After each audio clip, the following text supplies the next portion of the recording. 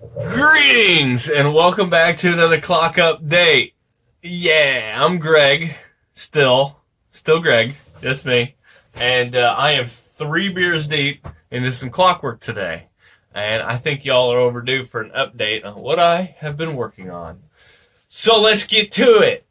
Today is, holy crap, it's the 18th already of January 2021. I've been working on these 5 new clocks for a month and a half now. And I just today finished the cutting all of the pieces. Cutting them all, cutting them out.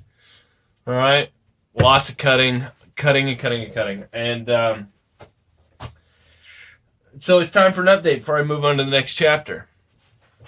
Alright. We've got bad news, we've got good news, and we've got very good news. So, let's start with the bad news.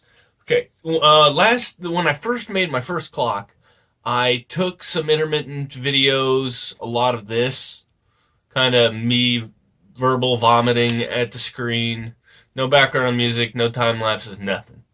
And although I like them because it gives me kind of a time capsule of what I was going through on that day, and that's what I want. That's the whole point of YouTube. YouTube isn't for you, it's for me, because I don't have enough memory space on all my hard drives to keep all these videos indefinitely. So these are my home movies, and you're welcome to watch them, or not. Whatever, I don't care. They're for me. But for those of you who are keeping up with this, I appreciate you, and I appreciate your input. And I'll get to that. That's later. That's the very good news. Bad news. So for this set of clocks, I really wanted to find an easy-to-use means of making time lapses to show all the work that actually goes into this, because it's a ton of work. It is so much work. It is ridiculous how much work goes into these clocks, making them by hand. And I think I've got a pretty good setup. I've just got a disused mobile phone that I leave plugged in on a mount up here. I don't know if you can see this. So it's just a clamp for my phone. Stick that phone up in there, and I found an app that just makes time lapses.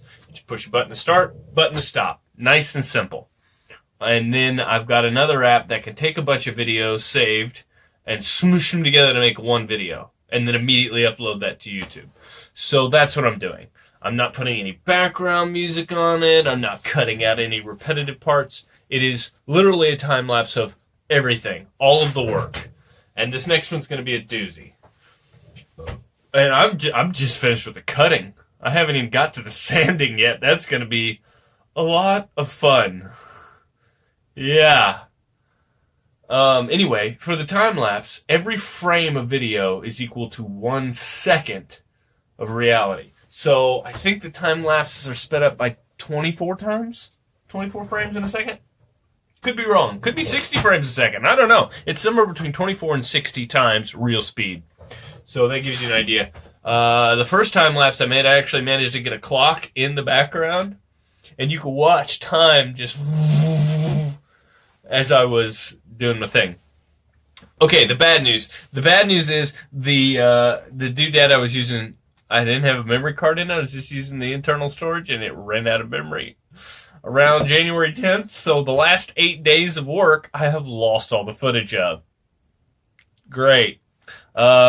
You probably won't give a shit, because the last 8 days of work were just me cutting all these gears apart. Cutting out the insides for all these gears. I got a ton of gears here. Let me show you. Let me show you these gears. Oh. So we've got all these gears here. We're cutting the outsides and insides. And here's all the pieces that I cut out. Those are just the wedges from the inside. Look at that. That is what I've been doing the last week. So you're probably not too tore up about it, but I lost all the footage for that, and I really wanted it, man. It's just proof that I'm not just a lazy slob. I may be a slob, but I'm not a lazy one. Alright? Alright, cool. Next. That's the bad news. So, I'm going to start uploading these updates in 2-part episodes. There's going to be this, and then along with it, there's going to be a big old time lapse that you can watch if you like. And I don't think I want to put the effort in of editing those together. Because anybody that's ever edited any video whatsoever knows it is a pain in the butt. And if there's anybody that likes what I do and it has any editing skills and would be willing to help me out, I could pay you a little bit. A little bit. I would be willing to pay $20 a video to have a decent catalog, historical video of what I'm doing here. You know, I'd be willing to pay like $20 a video. I don't know if that, I know that's not reasonable. If you actually have the skills to edit video, it's worth way more than that. But that's what I'm willing to offer for anybody that's willing to help. So, moving along. That was the bad news. Now for the good news. The good news is I am done cutting. I'm done cutting. I've been cutting for a month and a half. I'm done cutting. I have all these parts here. I have a big old bucket. Look at this. There's one bucket of parts. Here's another bucket of frames. Right? And then here's all the gears. Look at them gears. Been cutting teeth. I've been cutting my teeth for weeks now. And I'm done. I get to move on to something a little more interesting, a little more cerebral. So the next phase that I've got to do is these holes. Everything has holes in it. It's all got to fit together. So I got to cut out a new hole. And there's a bunch of different types. So on the plans, I've labeled them all types. That's a type B. This is a type J. And on the outside, we got type G. So I've got about 12 different types of holes depending on whether it needs to fit snug or loose, of what size and all that stuff. And that is a get it right or redo the whole piece kind of deal. So what I'm going to do is take like a 2x4 or some scrap wood and practice and figure out if I wanted to drill a type G hole, here's the bit, here's the sander, here's what I'm going to do, and have all that stuff lined out in like a bin or a slotted tray or something. That way I can cut all the type G holes at once, and I know they're all going to be right and they're going to fit perfect. So that's what I'm getting ready to do. Maybe this afternoon, maybe tomorrow, I'm going to start lining out my hole types. If you get your hands on the manual that I am writing, will have wrote for this, depending on when you're watching it, it describes what each of the types of holes are. So I'm excited to get past the cutting phase and into that. Now, back to cutting a little bit, I did something a little different with these gears. The first clock I made, I cut everything by hand on my scroll saw. Okay? I cut all the teeth for all the gears by hand on the scroll saw, all the way around all the gears. And one of the problems that I had with that approach was irregular teeth. Because if this paper got a little bit warped when I put it on, and I cut to the line, then the teeth will be a little bit warped. And that's what I found. Putting the first clock together, I would have to spin the thing, make it go a little bit, and then find out what teeth it actually stops on and shave those down accordingly. And so if you look at the clock closely, the one that's running, you'll see little lines on the teeth, and some of them are black from all the heat of friction of trying to sand them down while it's running. So I came up with a new approach, and I'm hoping it's going to work. So for these, I did something totally different. Where'd it go? For these, here's a practice one, because I wasn't sure my approach is going to work. So I practiced on here. I used my drill press to drill out the holes in between every tooth.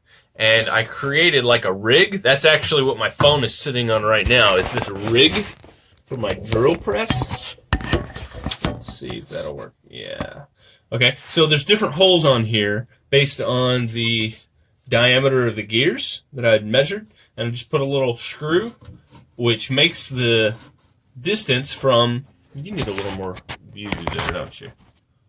Oh, stay. Okay, makes the distance from the axle to the drill press uniform. So I can just spin the gear, drill, spin the gear, drill, spin the gear, drill. And all I have to worry about is getting right in the middle of that tooth. I don't have to worry about the radius. That was the first thing I did. Second thing I did with this new gear cutting process, we'll see if it works or not, was I made a similar rig for my scroll saw. That way I could sit the gear on there and just spin the thing, and it would cut all the teeth at the exact same length, regardless of what the template shows. All of the gears are the exact same diameter radius all the way around. And you can see that some of the teeth are a little bit longer than the line would imply. See? They're not cut straight to the black line like you would expect. A little bit longer than the line would imply. And what I'm hoping to get there is uniformity. That way I don't have to shave any teeth down later on. So I did that. The only part of this I did manually was the actually cutting the edges of the tooth. But that didn't take too long. It was just kind of repetitive and tedious. Very tedious. So I'm sure you're real tore up about me losing all that footage. I thought it was clever. All right. So that's the good news, is I am done cutting, and I'm ready to start the next chapter of this, which is drilling the holes, and then, of course, sanding. I want to get all the paper off there. Once I get the paper off there, then we're in business. Drilling holes. And then, well, hold on that. So now that I'm done cutting, I need to clean up this workshop a little bit. I have a thick coat of sawdust on everything. I had a stack of scrap wood that was taller than my children, and I've already taken that out and burned it, but I've got plenty of leftovers here in case I want to... I just kept the best of the best, right? So if I want to build anything, I've got plenty of scrap wood for the rest of my life. And I've also got sawdust. Let's see if I can show you this.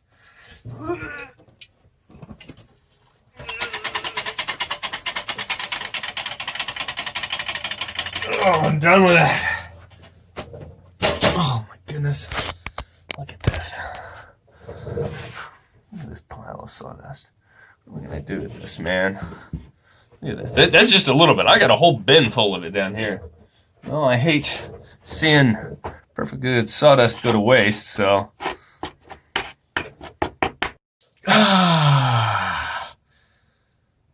Yeah. I see why my wife likes the smell of that now. Just kidding. Don't do drugs. Sawdust. Plenty of it. If you want some, come and get it. Now for the really good news. Really good news. I have an anonymous donor.